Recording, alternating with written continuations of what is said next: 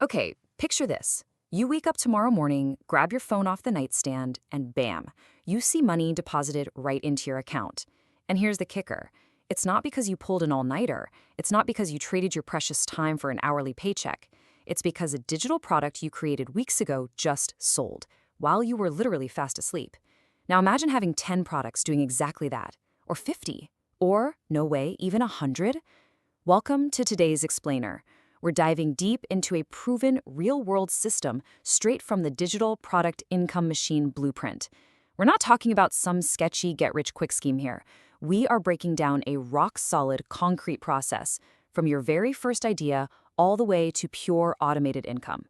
So, here's our game plan for today. We're going to hit 5 key phases: the digital gold rush, designing for value, building the factory, the multiplication strategy, and finally, we'll wrap up with the biggest mistake creators make. All right, let's jump right in. Phase 1, the digital gold rush. This is all about a massive economic shift we're seeing right now. See, to build wealth back in the day, you had to deal with a lot of heavy overhead. We're talking physical inventory, sorting out shipping logistics, renting expensive storage space, and hiring a whole team of employees just to keep the lights on. It's a lot, it's heavy. But digital products, things like templates, systems, knowledge, tools, they operate on a completely different set of physics. You build the asset exactly one time, and you can sell it forever. No shipping delays, no running out of stock. This is an absolute game changer, guys, because it means your income can finally scale up without dragging your expenses up with it. Moving on to phase 2, designing for value. This is where we figure out what to actually build.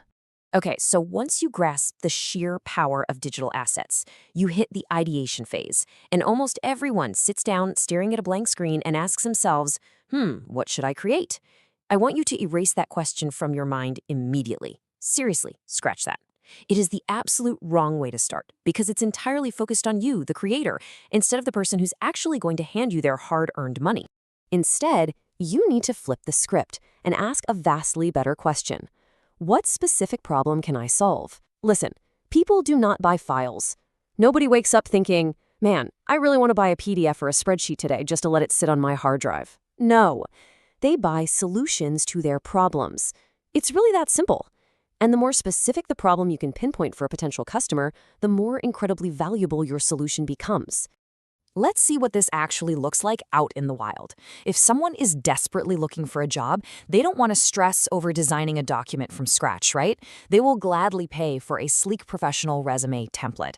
What if someone's drowning in digital clutter and needs a productivity boost? Boom, they'll buy a pre-built Notion dashboard. Struggling with finances? A digital budget tracker is the perfect fix.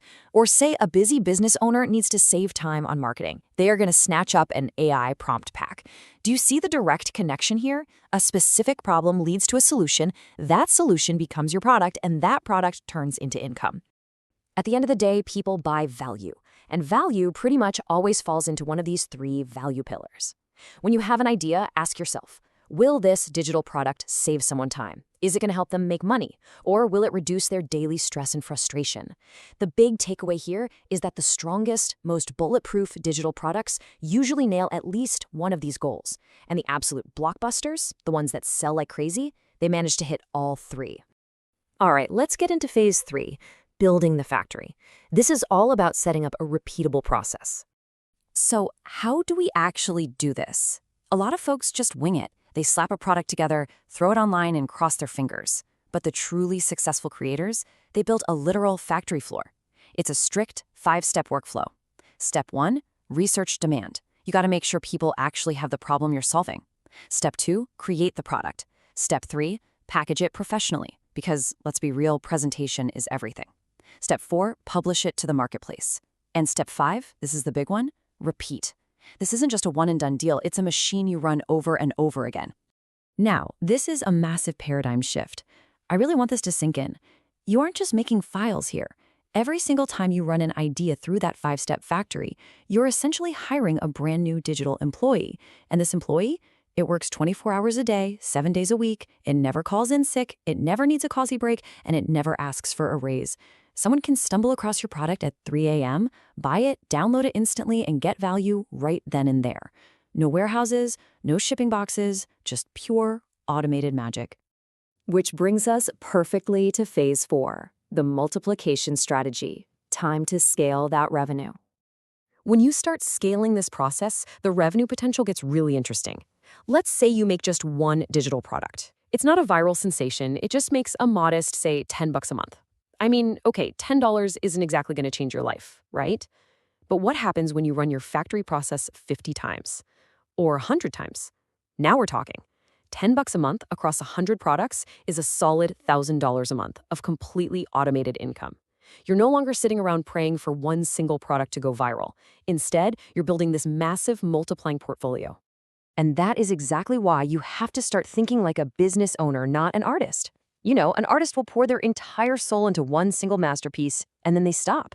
A business owner, they build an asset, and then they build another asset, and then they keep going. They are continuously stocking their digital shelves, building a storefront that literally never sleeps. Finally, we arrive at phase 5, the biggest mistake. Let's talk about why creators fail. Because hey, it's not all sunshine and rainbows. There is a huge trap out there that tanks the vast majority of these digital businesses. 3. That's it. 3 is the tragically small number of products most creators actually publish before they throw their hands up in the air and quit completely. Maybe they push it to 5 if they're super motivated. They toss a few things into the void, realize they aren't millionaires by Tuesday, and just walk away. What they entirely miss is that generating digital product income is, at its very core, a numbers game. I want to highlight this specific quote from the source material because it hits the nail right on the head. Consistency beats perfection every time. You really don't need every single product you make to be this flawless, groundbreaking innovation. By consistently running your factory system and launching more quality products, you are basically putting exponentially more hooks in the water. You are creating way more opportunities for those automated ping-in-the-night sales to trigger. So let's bring the whole shebang together into the final blueprint.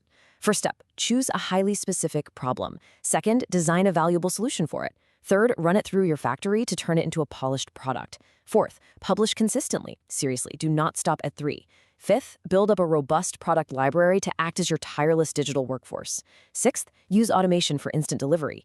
And finally, just keep scaling that system over time. Like the source material says, this process is simple, but it's not necessarily easy. But if you stick with it, it is a profoundly real and powerful way to build income. We've covered the digital gold rush. We shifted our mindset to focus on solving real problems. We walked the factory floor, and we saw the incredible power of consistency and multiplication. Now, the ball is entirely in your court. So I'm going to leave you with this one final thought to chew on. Which specific problem will your very first digital employee solve today? Get out there and start building.